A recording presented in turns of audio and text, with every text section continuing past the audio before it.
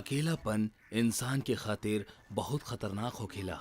अगर ये अकेलापन केहू के जिंदगी में बा तो ओकरा अपना अकेलापन के दूर करे के खातिर कौनो आदत पाल लेवे के चाही या आगे बढ़ के लोगन के दोस्त बनावे के पहल करे के चाही। मगर भूले से भी केहू बेजान चीज के साथ दिल लगावे के गलती ना करे के चाही। लेकिन ये गलती करे से सूरज खुद के रोक ना सकल। सूरज बेशक एगो अच्छा नौकरी करत रहल, खूब पैसा भी कमावत रहल, मगर शहर के भागम भाग में वो एकदम अकेला रहल। नौकरी से घर वापस आके सोवे से पहले तक घर के सजावल और सजा के ओकरा वापस बिगाड़ल सूरज के रूटीन वर्क रहल। ऐसन करके वो खुद के व्यस्त रख के अपना अकेलापन के दूर करत रहल। सूरज के ई तरीका ही शायद सही रहल। ओकरा ई अजीब सन की व्यवहार से ना तक केहू के परेशानी रहल और ना ही खुद के कोनो नुकसान। लेकिन एक दिन अखबार पढ़त पढ़त ओकर नजर इश्तिहार पर चल गई, जौन बोले वाले इलेक्ट्रॉनिक गुड़िया के सहारे लोगन के अकेलापन दूर करे के दावा करत रहल। इश्तिहार देख के ही सूरज एक्साइटेड हो गई और वो दिहल गई वेबसाइट पे जाके वो गुड़िया के खरीद लेहलस। लेकिन वो मासूम के का पता रहल कि वो बोले वाली गुड़िया ना अपना मौत के खरीद रहल बा। सर आपके पार्सल। सर यहाँ साइन कर दी।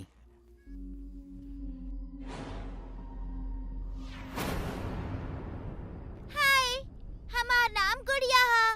बाकी अगर तहनी के हमार नाम पसंद नहीं खे तो तू अपन पसंद से हमार कौनो भी नाम रख सकेला। का तू हमार नाम बदले चाहबा? का तू हमार नाम बदले चाहबा? ना, तहार नाम हमरा के पसंद बा गुड़िया। धन्यवाद। अब लगे हाथ इहो बता दा कि हमरा तहरा के कौन नाम से बुलावे के चाही। सूरज, तू हमरा के सूरज का के बुला सकेलू।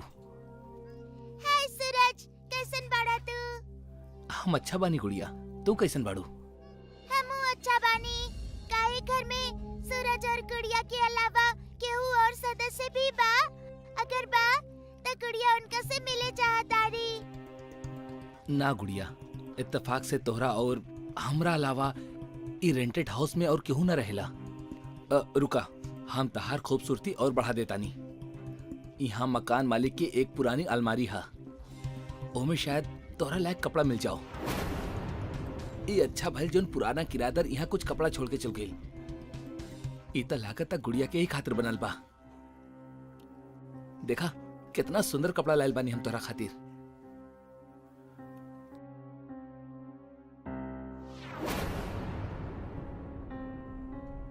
तू बहुत सुंदर लग रहा बाड़ू। अकेलापन से जूझ रहा सूरज पहले त बिना सोचे समझे बेजुबान डॉल लेहलस, फिर ओकरा एगो अनजान के कपड़ा पहना देलस। वो कपड़ा तान्या के रहल। तान्या एक नंबर के जिद्दी लड़की रहल। ओकरा मोबाइल पे कहानी सुने की आदत रहल, जेकरा चलते एक दिन ओकर पापा ओकर मोबाइल छीन लेले। पापा, हम कितना बार मना कैले बानी कि ऐसे हमार मोबाइल मत लिहल करी। हम मोबाइल ले लेना बानी, हमरा लेवे के पड़ल तान्या। ये मोबाइल के वजह से ना तू पढ़े लू और ना लिखे लू, बस सारा दिन ए पे कहानी ही सुने लू। ऐसे ही करत रहबू तब फेल हो जाइबू। आज आपके हमार पास और फेल होकर दिखाई दे रहल बा। बचपन से लेके आज तक जाने कितना एग्जाम्स भइल बा, तब कहे ना आयल रहे प्यार सामने। माँ के सहेलियन से फुर्सत ना रहे और आपके अपन काम से। माँ बाप के रहते भी अनाथन के तरफ बढ़ भइल बानी हम। तू बढ़ ही ना भइल बाड़ू तान्या, बदतमीज भी हो गइल बाड़ू।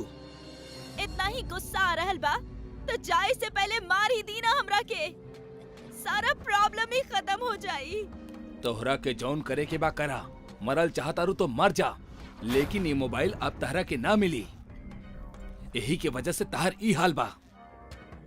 ठीक बा डैड, अगर आप ये चाहतानी तो ये है सही। शायद हमार मरे से ही आपके खुशी मिली।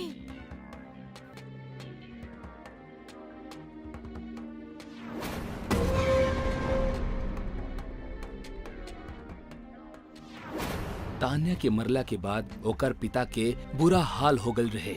ऊ ओ घर के उहे हाल में छोड़ के वहां से चल गई। सूरज आज अपना डॉल के उहे तान्या के कपड़ा पहनोले बा और ऐसन होखत ही गुड़िया की आवाज एकदम नॉर्मल लड़कियन जैसन हो गई। गुड़िया, ई कपड़ा पहन के तू बहुत सुंदर लग रहा बाड़ू। अगर हम सुंदर लग रहल बानी तो तू भी हैंडसम लग रहल बाड़ा। तू तो एकदम असली लड़की जैसन बोले लगलू। हम तो हर बात करे के तरीका से बहुत खुश बानी सूरज। ऐसे हम अपन आवाज बदल लेनी। तहार आवाज बहुत मीठ बा। दिल करता जिंदगी भर तोहरा के सुनत रही। अगर तोहार ई इच्छा बा त ई आवाज जिंदगी भर ऐसे ही रह सकेला, बाकी एगो शर्त पर। कैसन शर्त? तहरा के हर रोज रात के हमरा एगो नया कहानी सुनावे के होई। अगर मना कैला त हमार आवाज वापस मशीनी हो जाई। ना ना, ऐसन मत करिहा। ई आवाज अच्छा बा। अच्छा का? बहुत अच्छा बा। हम वादा करतानी हम तोहरा हर रोज एगो नई कहानी सुनाई। और जैसन कि अब ही रात हो चुकल बा ता आज के कहानी हा तोहरा ही जैसन एगो खूबसूरत लड़की के। सूरज गुड़िया के हर रोज रात में कहानी सुनावे के वादा तो कर देलस, मगर ओकरा ना पता रहल कि ई वादा क के वो अपना जिंदगी के सबसे बड़ भूल कैले बा। गुड़िया सूरज के एगो अनुशासन में बांध देले रहल। इंसान के अगर मजबूरी ना होखे तो ओकरा अनुशासन और नियम में बांधब बहुत कठिन हो जाला। जल्द ही वो एगो रात आ गई जेकर डर रहल। सूरज गुड़िया के कहानी सुनावत सुनावत सुत गई। सूरज, सूरज, उठा, बतावा ना पीपल वाली चुड़ैल का कैले रहली? फिर वो सुत गई। तू भी हमार बाप जैसन बाड़ा। उनका भी हमार फीलिंग्स के कौनो फिक्र ना रहे और तहरा भी नहीं खे। सूरज, उठा, कहानी अधूरी छोड़ल हमरा बिल्कुल अच्छा ना लागेला। उठा। सोवे दना गुड़िया, आज ऑफिस में बहुत काम रहल। हम यह कहानी तोरा के कल सुना दे। अब वहीं प्लीज सुते दा और तू आराम करा। ना कर सके नी हम आराम। इतना सालन से आराम ही तक करत रहनी। गुड़िया, ई का कर रहल बाड़ू तू? छोड़ा हमार बाल। बस, बहुत भइल ड्रामा। हम कौनो गुड़िया वुड़िया नहीं खी। हम तान्या बानी। हमार कपड़ा के तू ही गुड़िया के पहना के हमरा के ई नया रूप देले बाड़ा। अब चुपचाप हमरा के कहानी सुनावा, वरना पहले हम मरल रहनी और अब तहरा के मार देब। ना ना, हमरा के मत मरिया। हम सुनाओ तानी कहानी। ओ राजा जब जंगल गए तब वहां ओकरा एगो सूखा तालाब मिलल। ओ तालाब के बीचों बीच एगो सूखा कुआं रहल। कुआं के मुंडेर पे काला रंग के ढेर सारा बेल अपन घर बना के रखले रहल। राजा धीरे धीरे वो कुआं के पास गई। सूरज कहानी सुनावत सुनावत रुक गई। तान्या, हमरा बाथरूम जाके बा। कहानी ना तहरा के, जब तक कहानी पूरा ना होखेला तू कुछ ना करबा। सुनावा। ना, हमरा के जाके बा। तान्या के अनसुना करेला, धोखेबाज।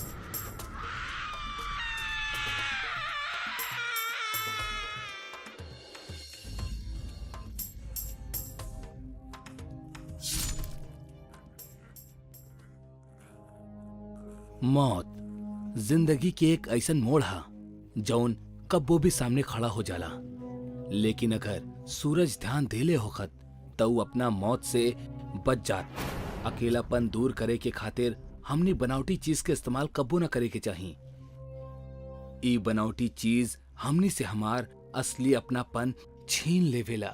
यही से हमनी वो दोस्त बनावे के चाहिए जौन सामने दिखाई देवेले, जिसमें जान हो, एहसास हो और प्यार हो। तान्या मोबाइल की वजह से ही मरल। सूरज, गुड़िया और तान्या की वजह से। अब ना जाने केकर अकेलापन के नंबर हा। हमरा से वादा करके ओकरा तोड़े की यह सजा बा, मौत।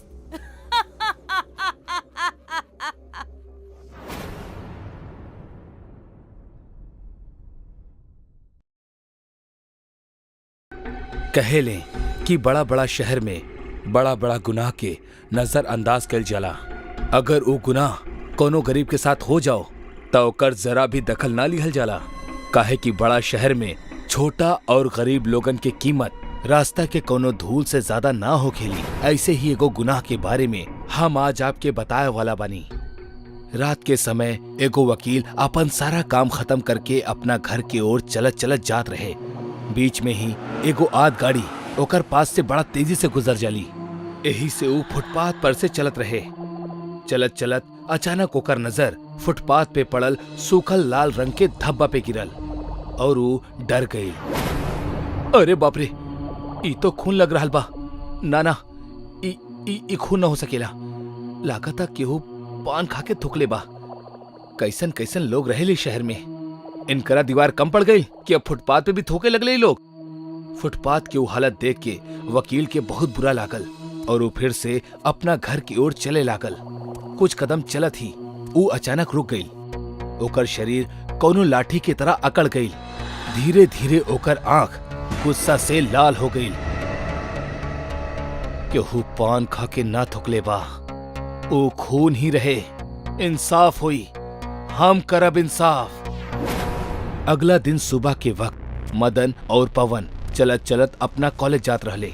चलत चलत वो भी उहे फुटपाथ पे आके रुक गए जहां वो लाल धब्बा रहे। पर अब वो धब्बा थोड़ा सा मिटे लागल रहे। लोगन के पैर के नीचे घिस घिस के वो लगभग ना के बराबर हो गल रहे।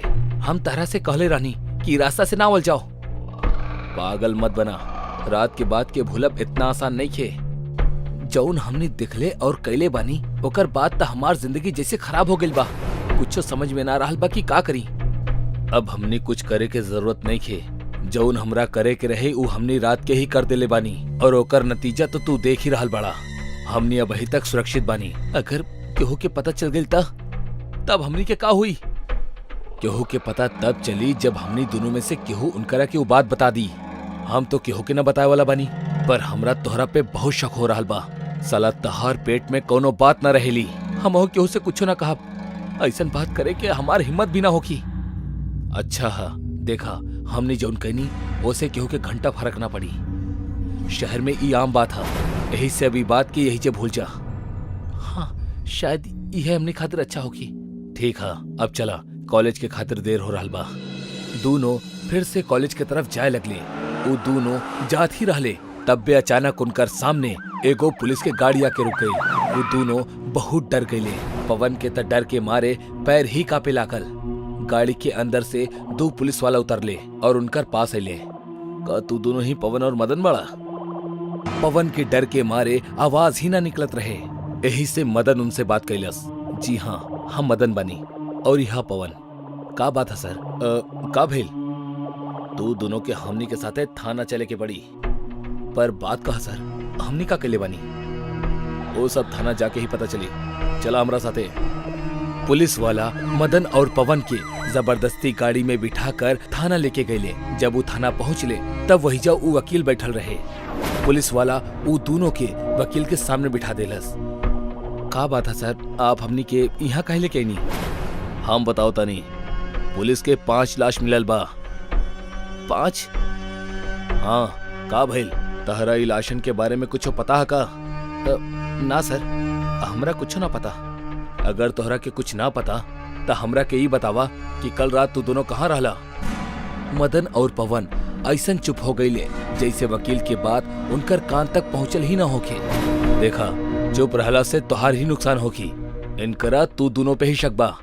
काहे कि जहाँ से लाश मिलल बा वहाँ से एगो आदमी तोहरा के कल रात गुजरत दिखले रहे। के? वो हम ना बता सके नहीं। देखा, हम यहाँ तोहरा बचावे के खातिर आयल बानी। यही से सब सच सच बता दा।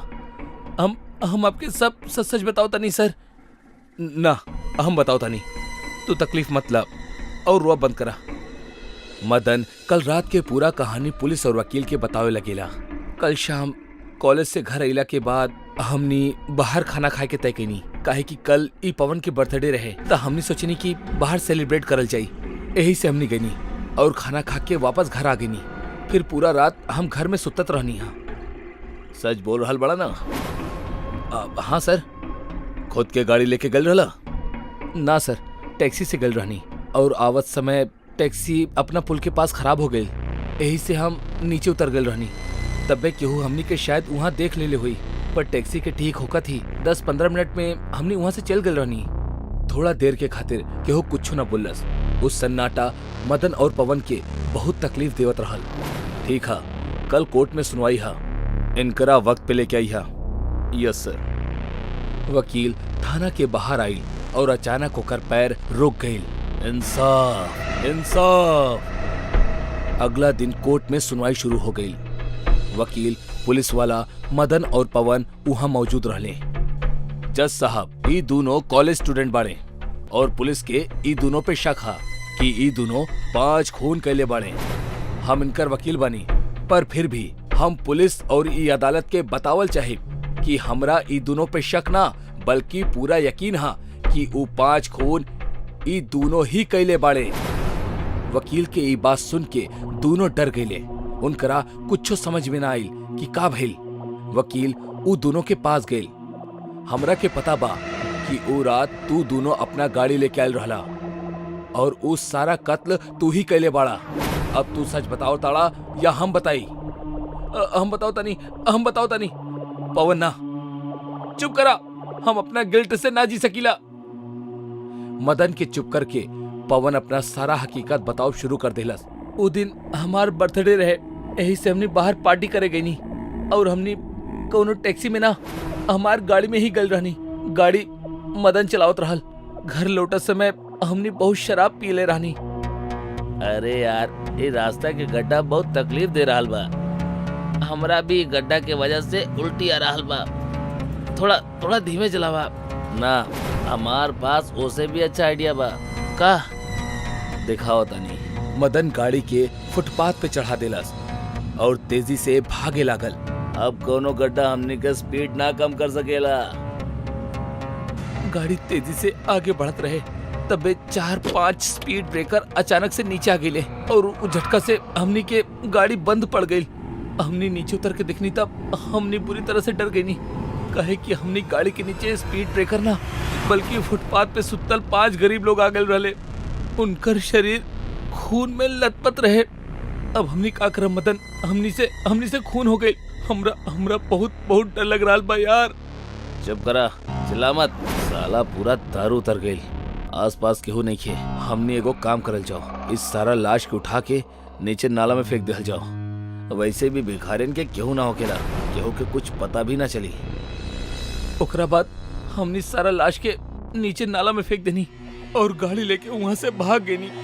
पवन के बयान सुनला के बाद अदालत उनकरा फांसी के सजा सुना देलस। पुलिस जब उनकरा थाने लेके गई तब वकील भी वही जे रहल। हमरा इनकरा से अकेले में बात करे के बा। पुलिस उ तीनों के कुछ देर के खातिर अकेला छोड़ देलस। आखिर के बड़ा तू और कहे कहला तू हमरा साथे ऐसन? कहे कि तू हमार भी गुनहगार बड़ा। वकील के बदलल आवाज सुन के दोनों घबरा गए। हम एगो LLB ग्रेजुएट रहनी, पर हमार पास नौकरी ना रहे और रात हमार पास सुते के खातिर जगह भी ना रहे। यही से वो फुटपाथ पे भूखा पेट सुते के कोशिश करत रहनी। हाँ, पर तू लोग वहाँ भी चैन से सुते ना देला। हम खुद के और वो गरीबन के इंसाफ दिलोले बानी। अब हमार काम पूरा हो गई। वकील के शरीर फिर से लकड़ी के तरह जल गई और वहाँ से गायब हो गई। मदन और पवन ये सब देख के थर थर कांपे लगले।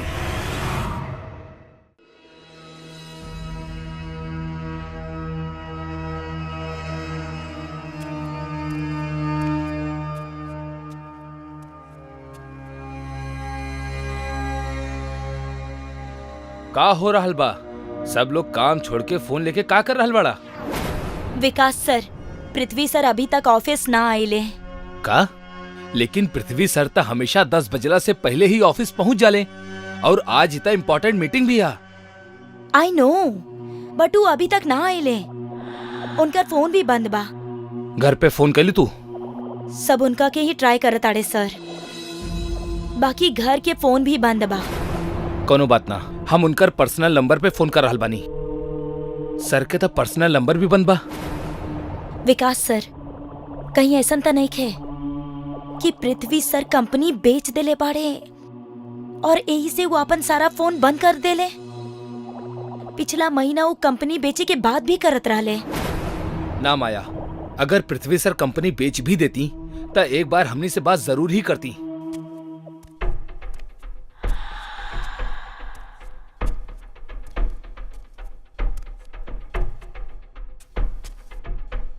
इस सही कहा राल बिया मिस्टर। नाम कहा तोहार? माया। और तोहार? विकास। मिस्टर विकास, मिस माया सही कहा राल बानी। पृथ्वी जी ई कंपनी हमरा के बेच देले बाड़े और अपना पूरा फैमिली के साथे ऊ हमेशा हमेशा के खातिर अब्रॉड चल गइल बाड़े। आज से ई कंपनी और तू लोगन के नया बॉस हम बानी, रतन कुकरेजा। लेकिन वेकिन के छोड़ा और खुशखबरी सुना। नेक्स्ट मंथ से आप सबके आपके करंट सैलरी से 20% ज्यादा मिली। यही से पूरा मन लगा के काम करिया। मिस्टर रतन, अगर पृथ्वी सर कंपनी आपके बेच दिले बड़े तो एमे हमने से छुपाए वाला कोनो बात न रहे, लेकिन उता हमनी के बतौले बिना ही अब्रॉड चल गेले। ई लॉजिक हमरा के कुछ समझ में ना आ रहल बा। ई अमीरन के चोचला हा, काम खत्म और रिश्ता खत्म। मगर छोड़ा यार, ये फाइल चेक कर ला। कौनो डाउट होके तो हमरा से डिस्कस कर लिया।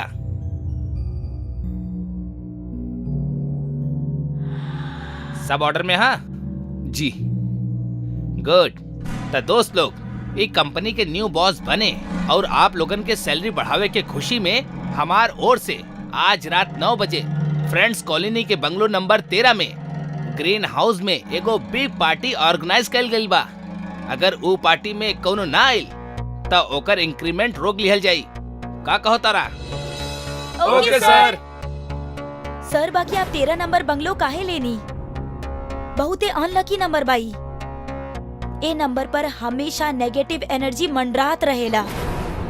जेकर जेब में पैसा होखेला ओकरा पास कोनो नेगेटिव एनर्जी ना भटकेला।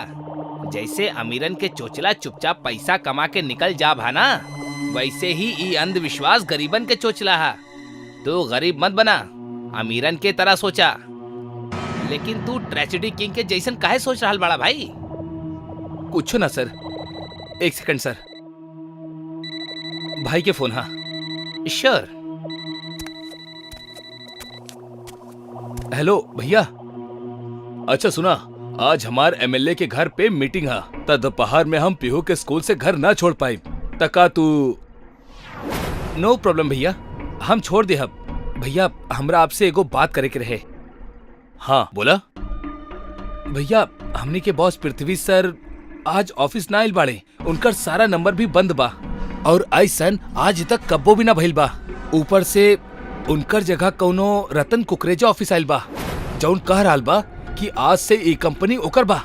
उ जौन फाइल हमरा के दिखौले बा ओकर हिसाब से पृथ्वी सर कंपनी ओकरा के बेच देले बड़े और वो अपना पूरा फैमिली के साथ ही अब्रॉड शिफ्ट हो गए बड़े। भैया हमरा के कुछ गड़बड़ लग रहा बा। जब पेपर सब ठीक बा तब तू कहे इतना परेशान हो रहा बड़ा। एनीवेज तू हमरा ई नया ओनर्स के डिटेल्स और फोटो भेज दा, हम देखा तानी का कर सकेनी। जी भैया।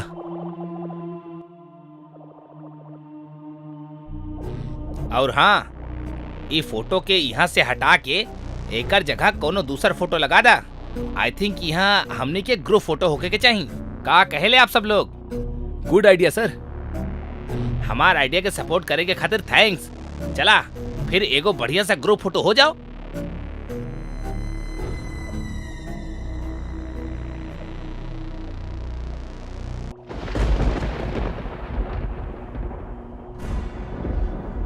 एक्सक्यूज मी भैया, तनी सुनी तो। आप लोग घबराई मत, अब वहीं लाइट आ जाई। बहादुर देखा लाइट के का हो गइल बा।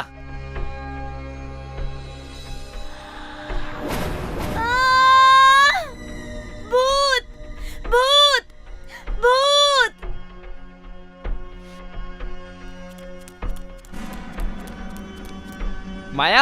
का भइल?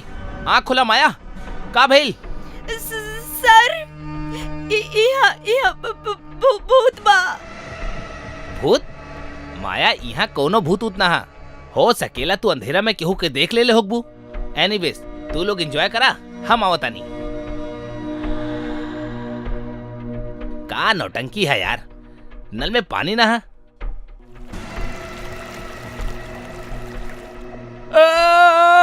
खून खून।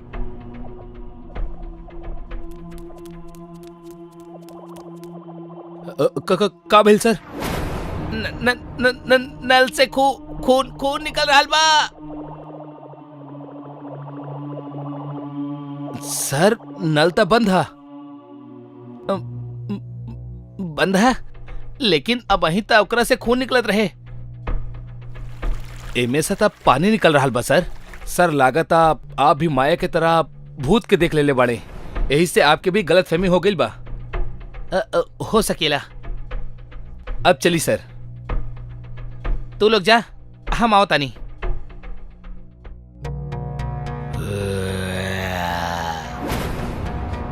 के हा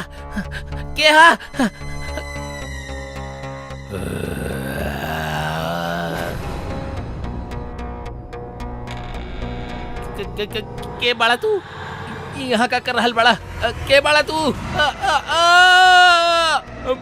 हमरा के छोड़ दा, जा दा हमरा के छोड़ दा। बचावा बचावा।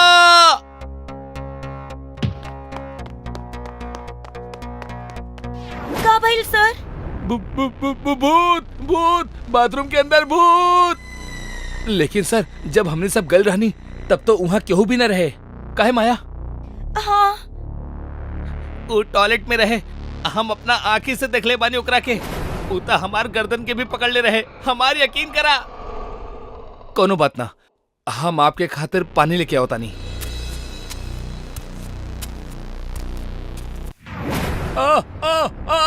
बचावा बचावा बचावा। रतन सर विकास सर के बचाई। विकास घबराइया मत, हमने कुछ करा तानी। बचावा हमरा, बचावा। भूत भूत भूत? छत पे भूत बा, ऊ देखी।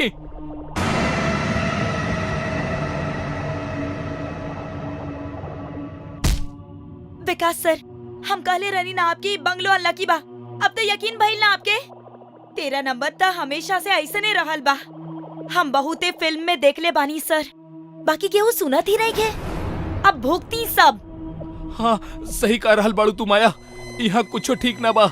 यहाँ भूत बा रतन सर, ई भूत बंगलो हा।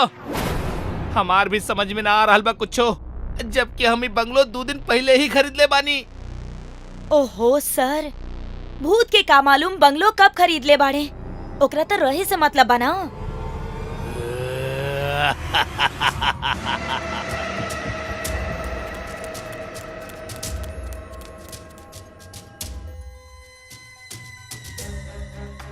तू हमरा और हमार परिवार के काहे मरला, काहे मरला? तू के बड़ा? काहे कि हम भूतन के मरले बानी। हम पृथ्वी बानी। पृथ्वी, हमरा के माफ कर दा। काहे मरला हमरा के? ताहर बिजनेस हथियावे के खातिर तोहरा के मार देनी हम, और ताहर फैमिली लीगली हमार काम में अड़ंगा ना डाल पाओ, यही से उनकरा के भी मार देनी। हम तब भूत बन गइल बानी, लेकिन तू हमनी के अलावा और कितना लोग के मरले बाड़ा? ई बंगलो के मालिक के और अपना पिछला बिजनेसमैन पार्टनर और ओकर भी फैमिली के मार देले बानी। प्लीज हमरा के छोड़ दा, माफ कर दा।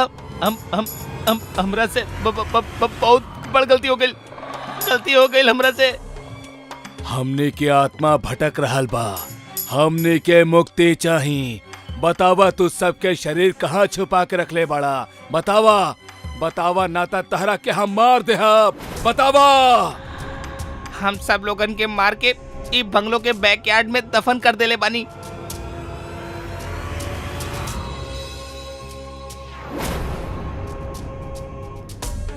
पांडे जा पीछे कोर्टयार्ड खुदवावा। तू लोग के बड़ा शौक लगल। विकास हमार छोट भाई हा और ई तहार बारे में हमरा के बतौले रहे। तहार फोटो देखा थी, हम तहरा के पहचान गल रहनी रतन कुकरेजा कि तू वही शैतान बाड़ा जौन लोगन के बड़ा चालाकी से पार्टनर बना के उनकरा मार के उनकर बिजनेस हथिया लेवेला। तहरा पकड़े के खातिर हमनी ई सब भूत वाला नाटक के लिए बनी। विकास के उल्टा भी टंगनी। तू सारा सबूत दे देले बड़ा। अब तोहरा के तहार कुकर्म के सजा मिली। तोहरा के फांसी होई, फांसी।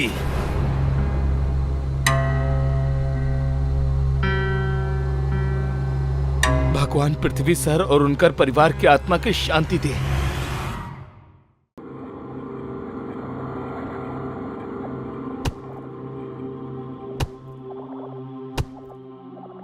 आज लकड़ी इतना सा ही मिलल, काल थोड़ा में ही गुजारा करे के होगी।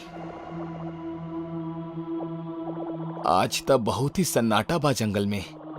हे भभूति वाला बाबा रक्षा करी। घर जाके सीधा नहा के आपके प्रसाद चढ़ाई, फिर कुछ करब।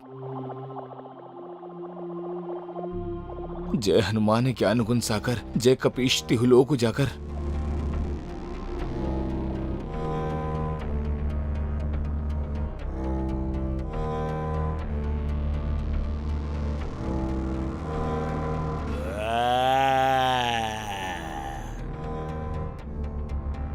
हे भगवान, ये आवाज कैसन? ये तो बहुत ही डरावनी आवाज बा। जल्दी से निकला यहाँ से रघु। तू तू तू तू के बाड़ा? के बाड़ा तू? भूत बानी हम। भूत? भूत भाई, हम कुछ न केले बानी। जंगल से लकड़ी कट ले बानी बस। तू चाह त सारा लकड़ी रख ला, पर हमरा के जायदा। हमरा पता बा तू कुछो ना कैले बाड़ा, पर का करी? ये पापी पेट के सवाल बा। हमरा के हमार भूख मिटावे के खातिर तोहरा के खाए के ही पड़ी।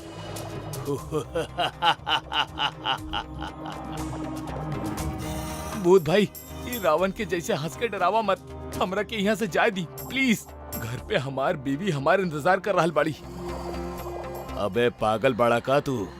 बीवी घर पे पति के आवे के इंतजार ना करेली तक केकर करेली? बकरा के, जकरा ऊ रोज हलाल करेली। हम त तोहरा के मार के तोहरा के दुखी जिंदगी से तोहरा के आजाद कर दे। ना भूत भाई, कसम लगे हमरा के हमार मम्मी के, हमार बीवी ऐसा नहीं खे। वो तो तब तक कुछ ना खाएली जब तक हम घरे ना पहुंच जाइला। वैसे भी जब तक हम लकड़ी लेके बनिया के ना बेचब तब तक घर में खाए के खातिर कुछ भी ना बन पाई। हम मियाँ बीवी आम जनता बानी भाई। हमनी पहले से ही मरल बानी। अब तो तू मत मारा भूत भाई। तहर कहानी तो सच में बहुत डरावनी बा, हमरा से भी ज्यादा डरावनी। पर का करी? भूत घास से यारी करी त खाई का? अरे तब बोली ना भूत भाई, आपके घास खाए के बा, हम अबही काट के लावता नहीं। महीना भर चली। अबे ओ ढक्कन इंसान, थोड़ा बहुत भी पढ़ाई ना कले बाड़ा। ये को कहावत रहल, पर कहावत तो घोड़ा वाला रहल ना। घोड़ा घास से यारी करी तो खाई का? अबे पगला, यहाँ घोड़ा हम बानी, पर आप तो भूत बानी। अबे ओ इंसान, अपन बात से हमरा के मत करा हैरान। हम पहले से ही बानी परेशान। हमरा के बस भूख लागल बा, हम तोहरा के ना छोड़ सकीला। माफ करिया दोस्त। ये भूत तो हमरा के मारे ही वाला बा। काहे नकरा के खाए के लालच दे दी, शायद बच जाई।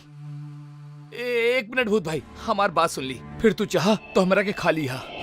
जल्दी बोला। अगर तू हमरा के छोड़ देबा तो हम रोज तोरा के खातिर खाना लेके आई, मम्मी कसम।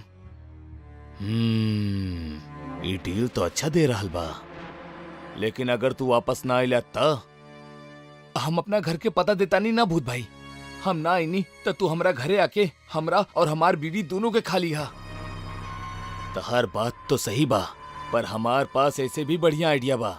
सुना, अगर तू हमार भूख मिटा देला ना, तो हमहू तोरा के कुछ ऐसन देहब जैसे तोहार गरीबी कुछ ही दिन में दूर हो जाई। बोला, का बोला तारा? हम तो बोल ही देहब, पर तोरा के कैसे पता कि हम गरीब बानी? अबे जौन इंसान बनिया के लकड़ी बेच के घर चलावेला, वो का कहीं के राजा महाराजा होई? बात करेला।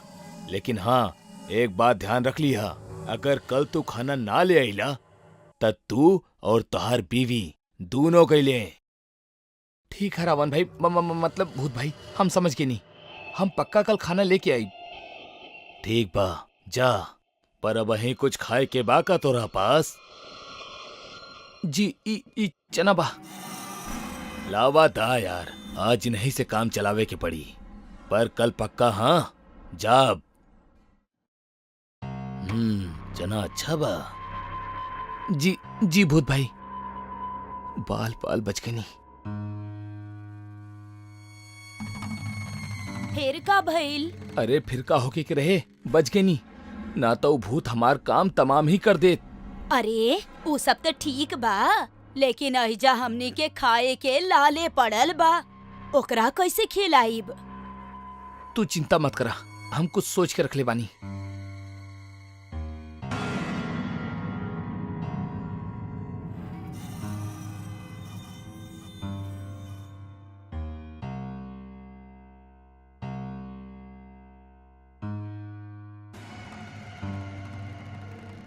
बहुत तबाही मचा के रख ले बाड़ा ना तू लोग, हमार सारा खाना चट कर जात रहला। अब देखिया बेटा, हम तू सबके कैसे चट करवाई। अरे यहाँ केकरा से बात कर रहल बड़ा? भूत भाई के खाना से। हमरा के पता रहे आप बड़ी होशियार बानी, यही से तो आपसे शादी कैले रहनी हम। हमरा पता बा तू हमार खून पिए खातिर हमरा पे बटर लगा रहल बाड़ू, पर कोनो बात नहीं खे, तहारी बानी। आवा तानी भूत भाई के खिला के, ओकर बाद काम पे जाइब हम।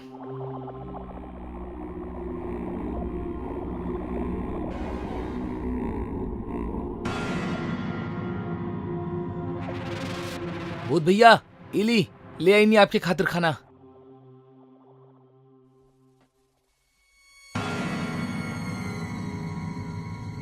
भूत भाई, हम जाई का? हम तहार ईमानदारी से बहुत खुश बानी। इला तहारी नाम।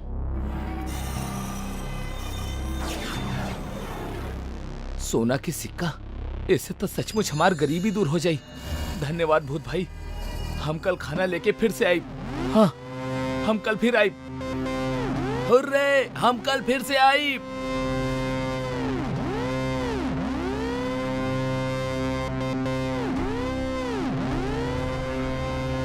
हे गुलबिया, देखता, सोने के सिक्का। अब अपन गरीबी हमेशा हमेशा के खातिर दूर हो जाई, हमनी अमीर हो जाई।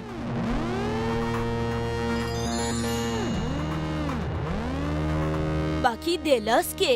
अरे और के दी, भूत भाई दिले बाड़े। असली बाना? अरे 100% असली बा, इंसान धोखा दे सकेला, भूत ना। अच्छा छोड़ा ई सब, तू चूल्हा जलावा, हम एकरा सुनार के यहाँ बेच के कुछ खाए खातिर लेके आवता नहीं। अच्छा सुनी, बाजार से गुलाब जल भी खरीद के ले आई है और हमेशा अपने पास रखी है, ताकि कौनो भी बुरी बला तहार आस पास ना फटके। ठीक बा।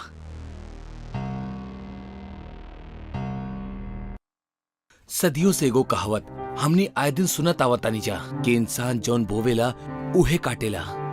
ई बात के मतलब ई हा कि कर्मा घूम फिर के वापस आवेला और हर बुरा कर्म के मूलधन और ब्याज सब वसूल लेवेला। सालों से दिल्ली में रहे वाला अभय के बेंगलोर के एगो आईटी कंपनी ओकरा के मैनेजर पोस्ट नौकरी पे रख लेबा।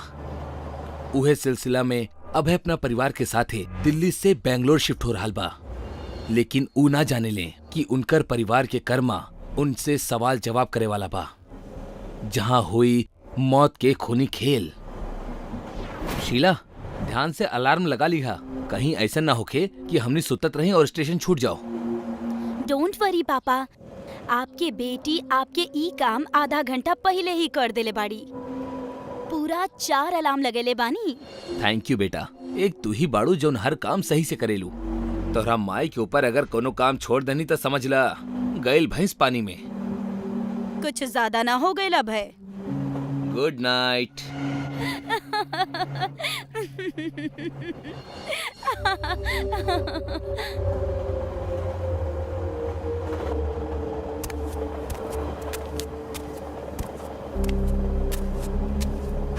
पानी बाका। के हा भाई?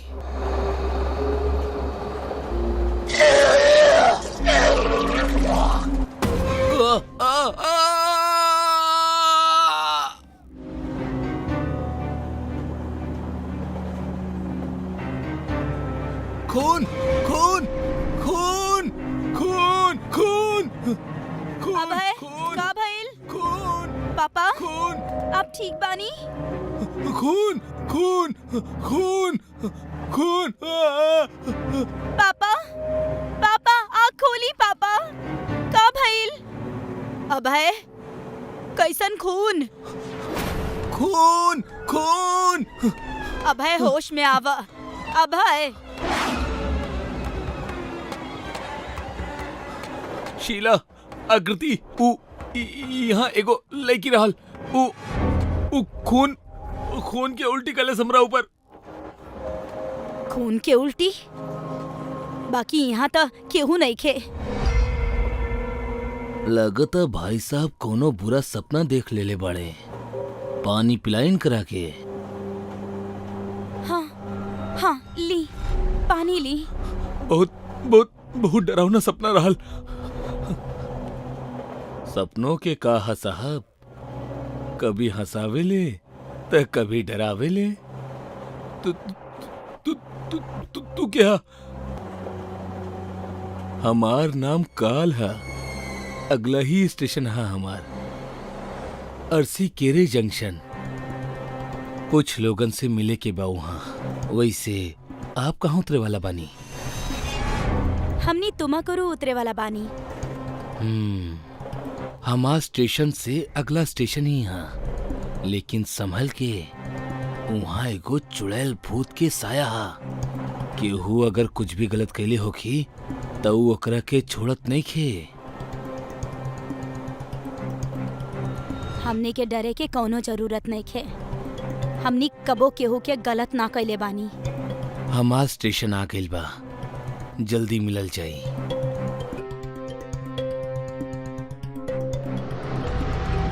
ई आदमी बहुत अजीब सा लागत रहल हमरा के। अजनबियन के बात अजीब लागल आम बात बा पापा। तो हो जाए हाई फाई। अभय और ओकर परिवार अपना हंसी में बुरा सपना के पल भर में भूल गई, लेकिन अभय के माथे पे चिंता के लकीर जरूर नजर आवत रहल। मगर अपना चिंता से ज्यादा अब ही ध्यान उस स्टेशन पे देवे के रहल जहाँ उनकरा उतरे के रहल। तुमाकुरु स्टेशन आवत ही तीनों उतर गए। उस स्टेशन पे उतरे वाला उहे 3 लोग रहले। उनकर उतरत ही ट्रेन आगे बढ़ गई।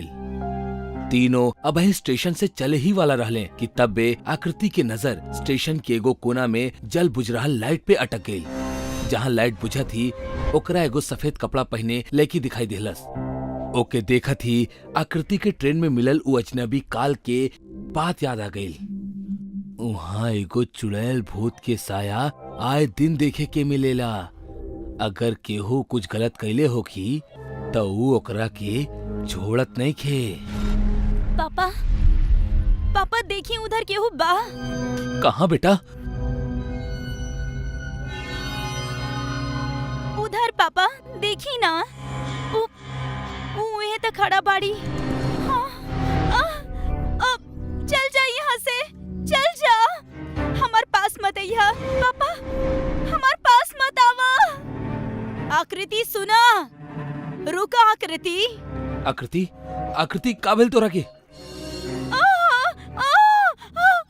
छोड़ दो हमरा के, प्लीज छोड़ दो हमरा के। हम तो हर का बिगड़ ले बानी। छोड़ दो हमरा के। पापा, हे भगवान, आकृति हवा में। अभय, कहीं कहीं एकर पीछे स्टेशन के चुड़ैल भूत वाला साया तो नहीं खे। शीला की बात सुन के अभय सदमा में आ गई। ओकरा कुछ समझ में ना आवत रहल कि आखिर ई सब का हो रहल बा। शीला के अपना सवाल से ज्यादा इंटरेस्ट अपना बेटी में रहल। यही से अभय के जवाब से पहले ही वो वापस आकृति के बचावे दौड़ पड़ल। आकृति, आकृति। तबे वहां से एगो और ट्रेन गुजरेली। वो ट्रेन के दरवाजा पे काल खड़ा हा। अभय ओकरा जात दिखेला त काल मुस्कुरा उठेला। ई सब देख के अभय के सांस फूल जाली। वो शीला के पीछे दौड़ेला। शीला, शीला रुका। के बाड़ा तू? अब हमरा साथ ही सब काहे कर रहल बाड़ू? प्लीज तू जौन भी बाड़ू हमार बेटी के छोड़ दा। तू हमनी के साथ ऐसन काहे कर रहल बाड़ू? हमनी तोहार का बिगड़ले बानी? प्लीज प्लीज छोड़ दे हमार बेटी के। अगर तू चाहेला कि हम तोहार बेटी के छोड़ दी तो सच बोल। कैसन सच? हमार सच। आरती, चल याद त रहल। अब सच बता नाता तोहार बेटी गईली। ना ना ना, हमार बेटी के कुछ मत करिया।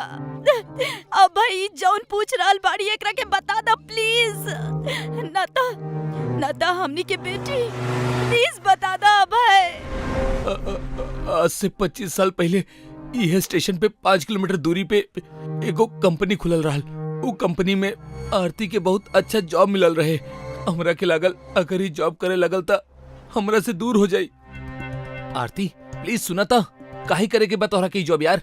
हम बानी ना काम करे के खातिर। छोड़ दे जॉब के और वापस चला हमरा साथे। अभय प्लीज तू चल जा यहाँ से। और ये जॉब हमरा अपना खातिर ना, अपन फैमिली खातिर करे के बा, तोहरा खातिर ना। हम तोहरा के कितना बार कहले बानी हमनी सिर्फ दोस्त बानी। ऐसे प्लीज हमार पीछा कईल बंद कर और इस शादी के ख्याल अपन दिमाग से निकाल द प्लीज। अगर तू हमार ना हो सकेलू तो तू अपना मन के ना कर सकेलू।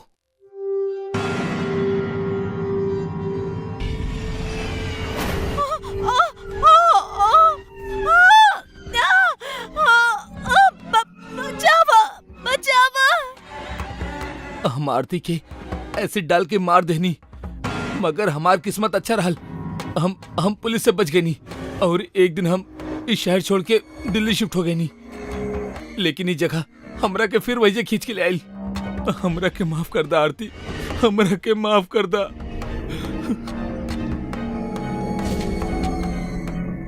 माफ कईनी तू तो एकरा के माफ कर देलू आरती, लेकिन हम इनकरा के माफ ना कर सकेनी। चला बेटा।